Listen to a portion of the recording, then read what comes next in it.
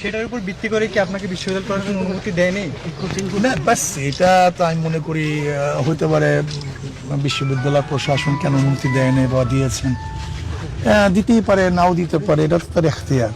ওইটার সাথে আমি সম্পর্ক আছে বলে মনে করি না। বাস ওটা পাস্ট, উনি এটা দুঃখিত হয়েছেন, দুঃখ প্রকাশ করছেন, বাস এরপর তার কিছু থাকে না। আমি শুধু আমি তো কারো আসলে বিরুদ্ধে কথা বলিনি, একটা ফরজিয়াতকে যদি কেউ অবজ্ঞা করে সেই হিসাবে কথা বলছে।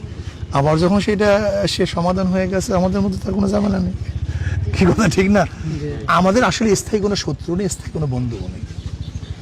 আসলে একজন মুসলমানের মুমিনের স্থায়ী কোনো শত্রু থাকা উচিত না, স্থায়ী কোনো বন্ধুও থাকা উচিত না। হুব্বুফিল্লাহ বুজুফিল্লাহ।